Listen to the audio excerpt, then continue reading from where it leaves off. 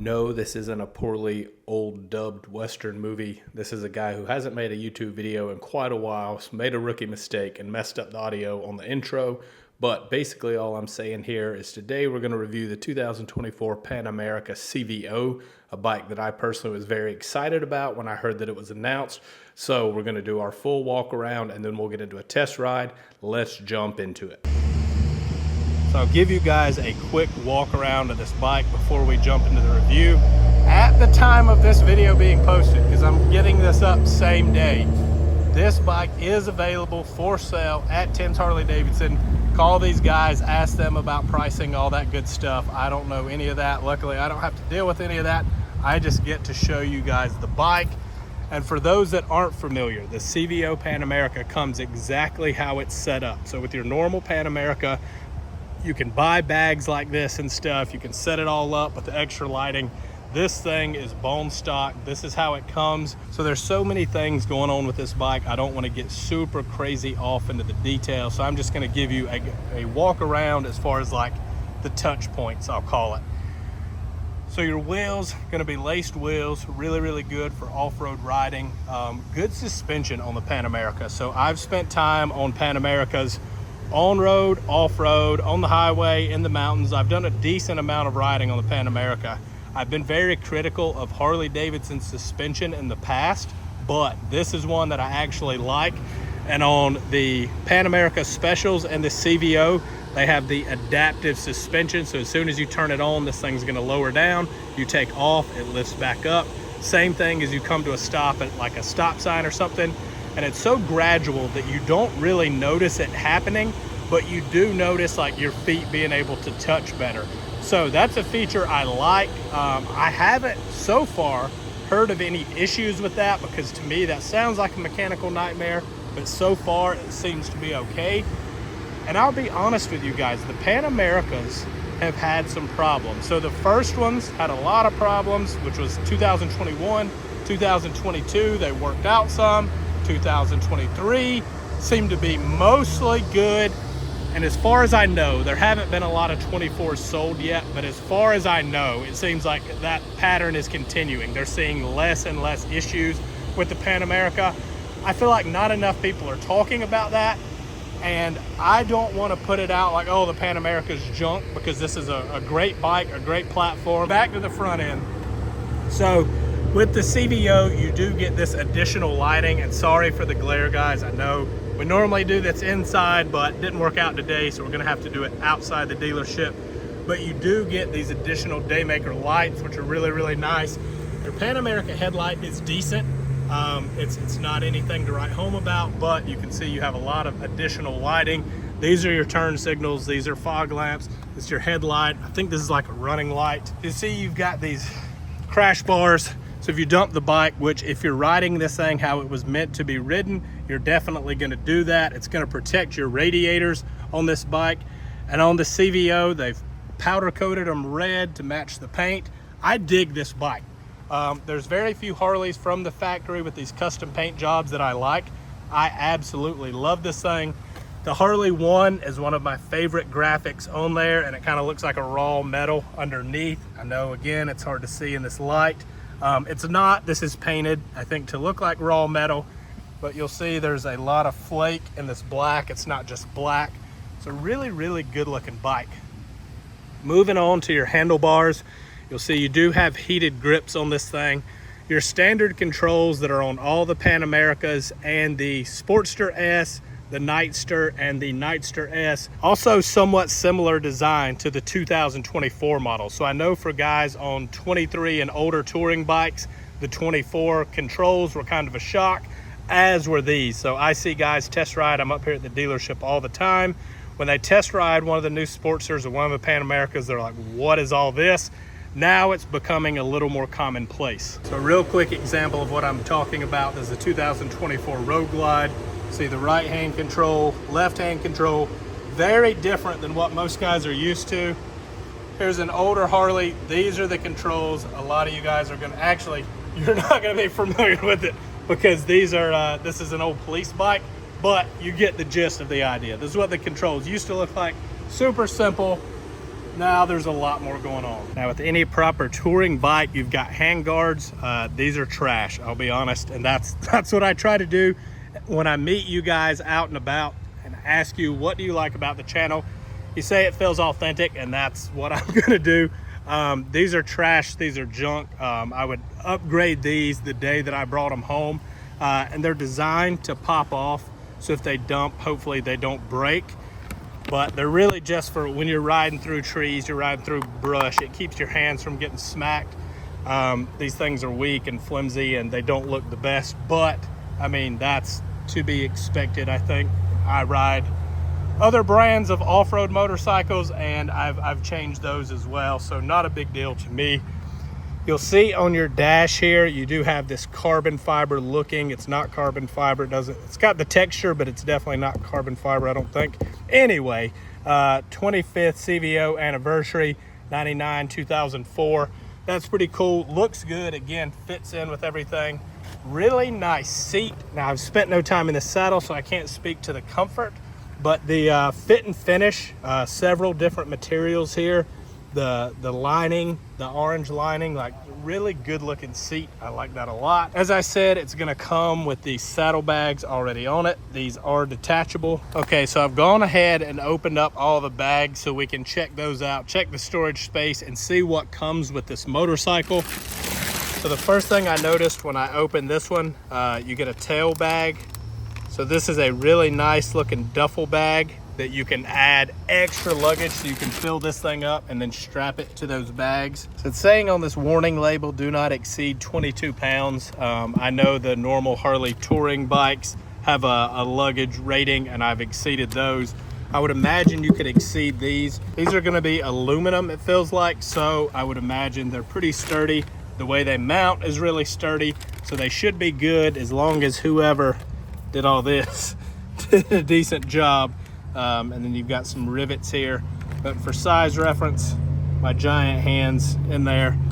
Decent sized bag, probably realistically a little shy of what a normal touring bag would be.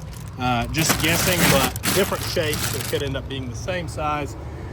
This one is smaller than I thought it was gonna be. Like for some reason I had it pictured as like some big trunk. It's not huge, which is good. In some cases, and then bad obviously if you need the extra storage, but I feel like for the average guy, the guy that's riding this, he's going to be pretty good about strapping additional things to these. So this is going to keep all your stuff out of the weather, then you can strap stuff however you want. This bag says the same thing, do not exceed 22 pounds, etc., etc. These hinges, they feel like, I don't know, some kind of plastic.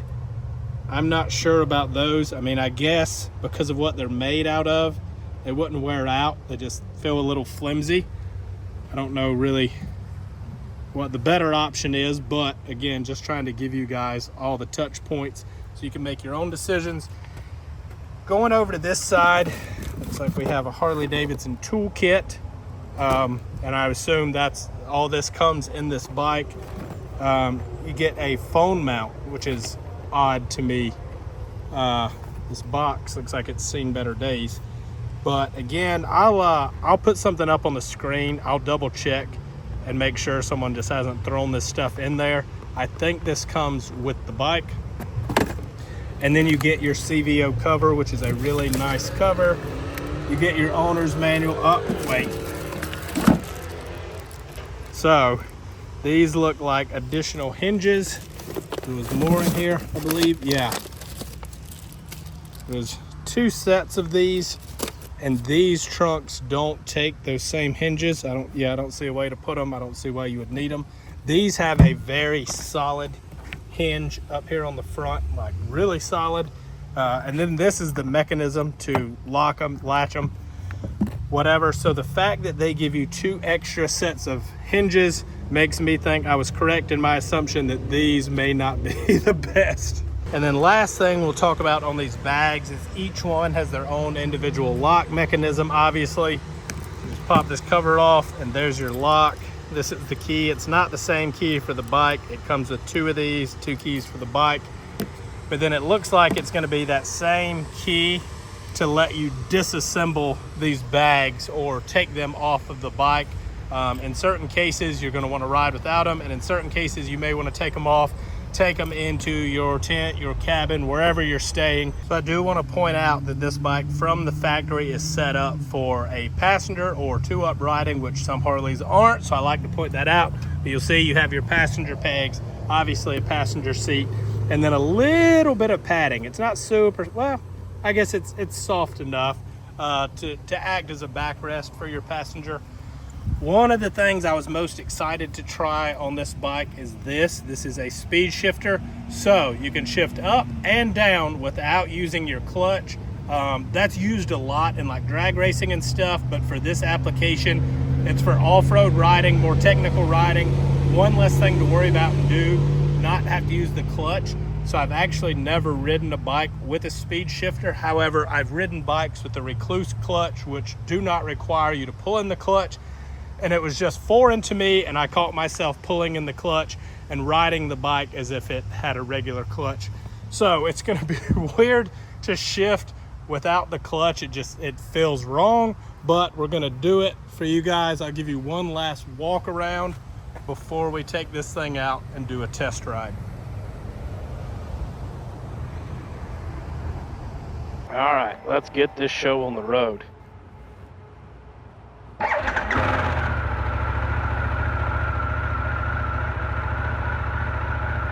So one thing I've noticed about the Pan America is they really need to warm up. Also, this is a very high revving bike, and what I mean is the RPMs go way higher than your normal Harley, so when you take off, you need to give it a lot more throttle than you typically do on a conventional Harley Davidson. I've seen guys that have been riding longer than I've been alive hop on one of these to try it out, and they stall it out because they're just not used to those kind of RPMs. So just something to be mindful of.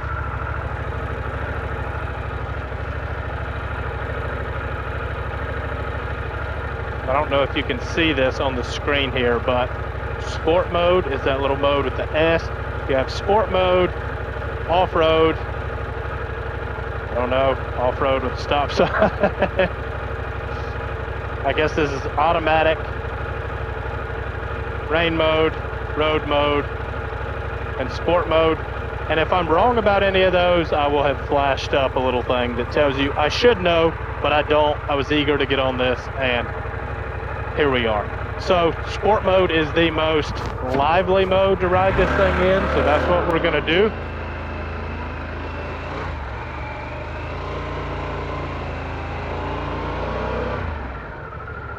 So I've ridden a decent amount of adventure bikes.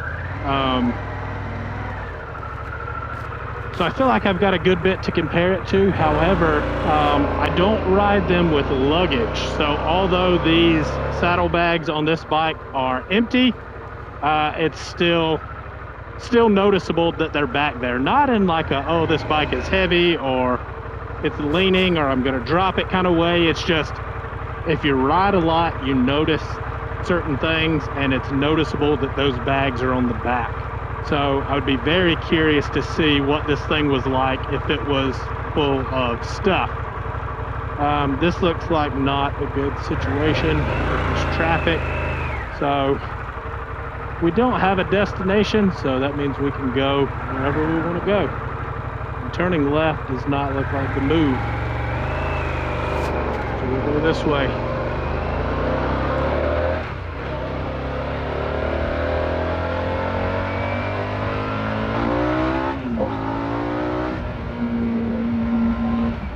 So one thing about the Pan America that I feel like not enough people think about is how spirited this motorcycle is. Meaning, this thing, granted, it's to the crank. Anytime a manufacturer gives you horsepower numbers, it's almost always going to be to the crank, whether it's a motorcycle or a auto manufacturer. But this one is 150 horsepower to the crank, which for a Harley Davidson is a lot, especially considering this is lighter.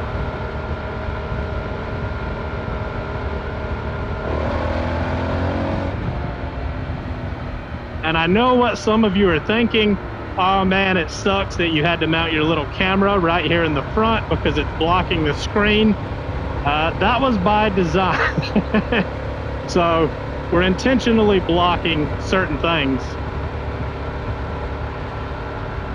And I'm sure someone's done another review that kind of shows this thing as far as if you're interested in the screen and how all that stuff works. I'm not your guy. I don't go through and do all that technical stuff. Yeah, it's funny. Obviously, the name of the channel, Throttle Blip. So I like to blip the throttle as I downshift, and you gotta really give this thing some throttle to get it to even rev match. So like I talked about, this does have the adaptive suspension. So like, because I'm aware of it, I could just subtly feel it lower down. And I mean, you can see, so I'm 5'11", feel like I'm your average size dude. Flat-footed on both sides when it comes, you know, to a stop and lowers down. I think I'm flat-footed when it lifts back up too. I think it's about 2 inches of travel. And then there's also adjustment for the height impaired.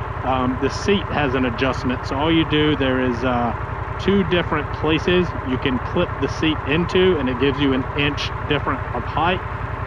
And I've talked to a lot of taller guys that like the lower position just because they said they feel like they sit in the bike a little more. All right, so if it feels like we jumped ahead, we did, and that's because traffic is gnarly. I always end up doing this at terrible times for traffic.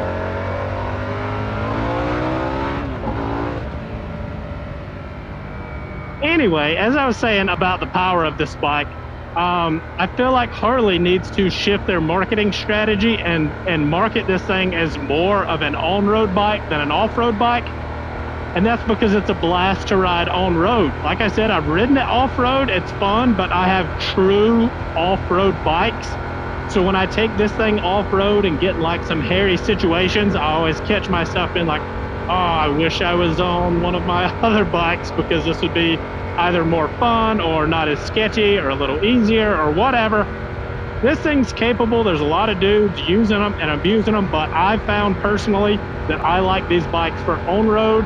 When I'm scrolling Instagram and see Pan Americas, I'm seeing more and more Pan America builds shifting towards that on-road build status. You know, they're getting away from the knobbies and stuff. They're putting street tires on these things. They're starting to take them up into the mountains, ride the curves, and I feel like this bike really shines there.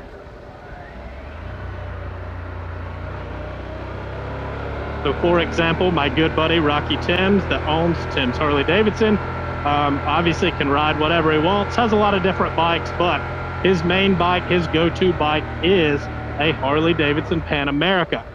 And he slowly started to shift his in that direction. When we first got it, it was kind of a, oh, I'll do on-road, off-road. And now it's more of a, oh, I want to go shred it in the mountains. He's changed the gearing and made that thing a machine. So I know you couldn't tell in that little section that we just did, but this thing will definitely lift the front tire off the ground, which is pretty awesome from a stock bike. Out of the box, my apologies for the traffic. It's just I don't have time to go like way out in the boonies, which I know by my accent you guys probably think that that's where I'm at. But then also I just feel super guilty logging a ton of miles on these brand new bikes that I know some dude is coming to buy eventually and probably doesn't want a lot of miles on there. That's another thing. We can't really hammer these bikes as much as I would like to for that same reason. It's a brand new bike. People are divided on the break-in. I used to be very regimented about the whole break-in process and whatnot. But the more I've started to learn about new technology and stuff, the more that I personally feel like the break-in isn't as important as it used to be, and that's a whole nother video in itself. Maybe I'll get with someone that can explain that a little bit better. Mike Beelan from A1 Cycles comes to mind. He's a friend of mine. Maybe I'll pop in his shop one day. If that's something you guys would like to see, me go up to A1 Cycles, do a video with him, kind of show his shop, what he does. A lot of people in the industry consider him one of the more elite, one of the more top tier engine builders. Puts out a lot of really good stuff. I saw he's doing cranks now, balanced, welded cranks. So if that's something you want to see me pick Mike's brain and just do a shop tour or something, maybe leave me a comment down below. I'd be more than happy to go see an old friend and do that for you guys. Now, normally I wear gloves when I ride. I wear a very thin motocross glove, not just because it's super hot right now, but that's just what I prefer to wear. I like the feel, I like the feedback of the bars. I intentionally did not wear them because I was curious about these grips to see how they feel. I feel like most adventure bike guys are going to be wearing gloves when they ride, but I wanted to see how these grips felt because they look like they could go either way, this kind of design. And so far, they feel good. They're grippy, they're textured, but they're not chewing up my hands. It's a good grip. It would be a great grip if you had a motocross glove on. I think it would be perfect. Feels really good.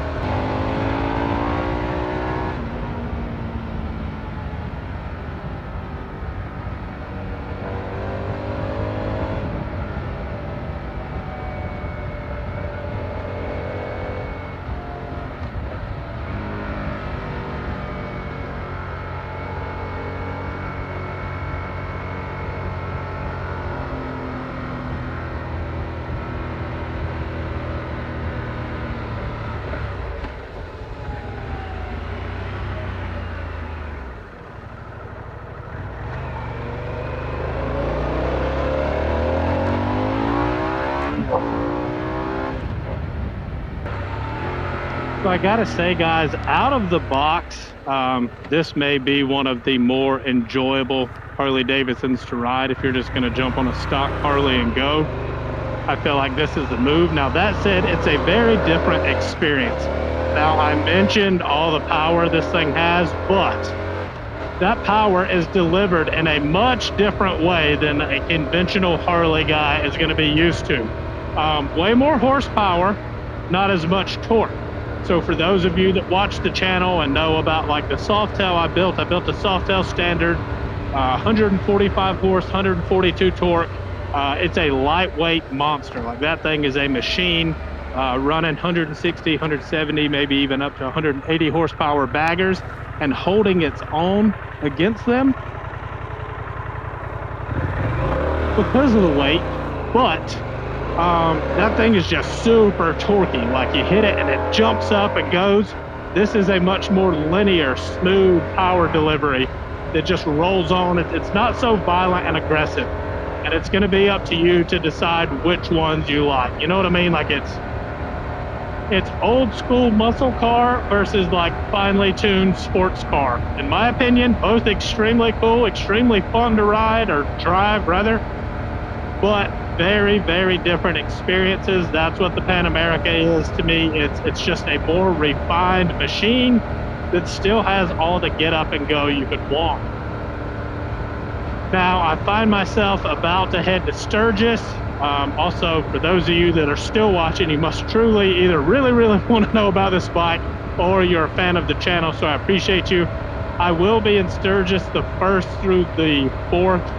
I'll be doing some content on the Buell Super Cruiser again, the much anticipated bike from Buell. So I've already got 2 videos out. Check those out if you haven't seen them already. I was the first person to ride the Super Cruiser outside of obviously the Buell guys.